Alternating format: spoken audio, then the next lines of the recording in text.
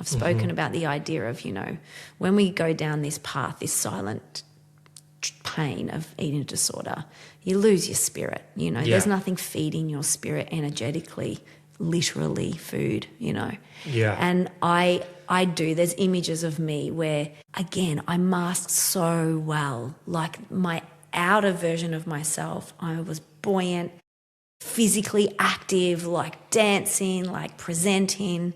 I speak well, but my eyes were dead. And I can speak from experience. I've seen that spirit drop away, and it's almost like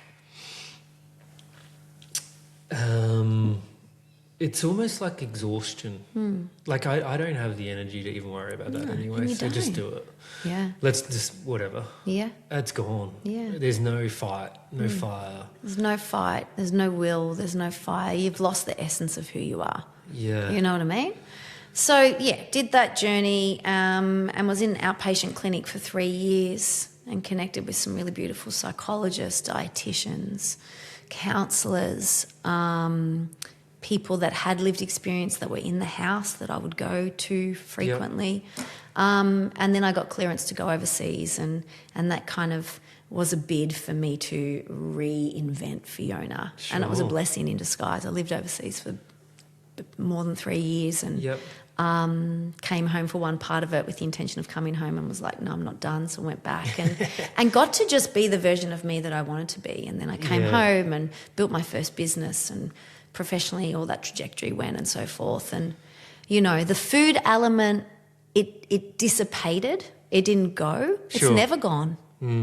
I'll be really honest. It's never really gone. I'm still really mindful of how I eat. I'm still a little bit structured in the way that I do that.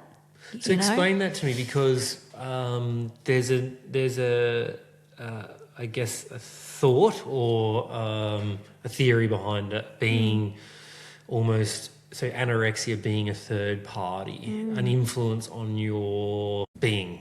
So like a little devil on the shoulder telling you. So when you talk about it's still there, does that mean that the influence of that little devil is still there, continually? Yeah, but it looks trying to influence, or and so he's smaller. When so you're does he have a name? I won't disclose it. No, that's right. Because I do. Yeah, that's interesting. Yeah, he does have. I journaled, and he was very prominent. And and when I work with clients that are in this space, I encourage them to kind of give it a name and give it its own identity, right? Because it is. It's like this voice in your head that's separate to yours, and it gets smaller when you're raging in it. You know what I mean? Like you're not feeding, you're not eating. Everything's shutting down. Like it is consuming. It has taken over your body. It's no longer a person separate from you. It's almost in you. Yeah, wow. Do you know what I mean? Like it's in your body. You can't separate you from it because you're driven by it.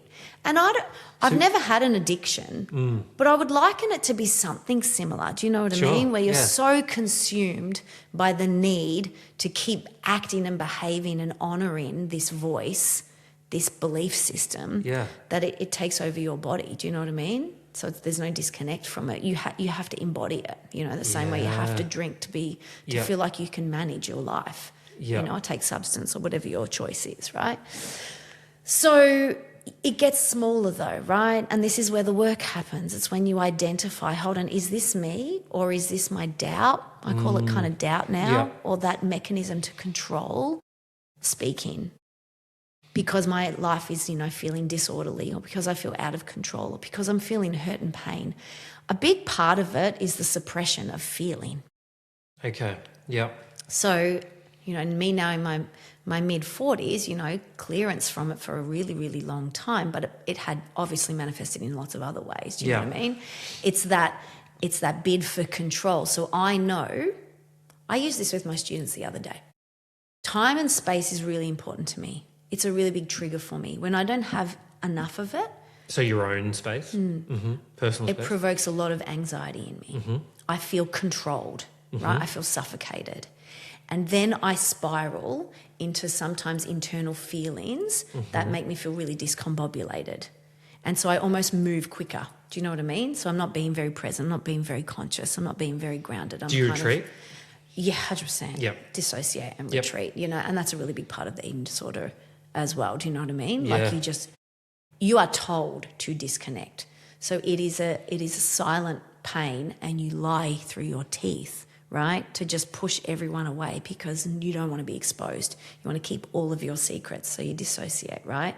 And the idea of connecting with someone, just the idea of it is draining, you know?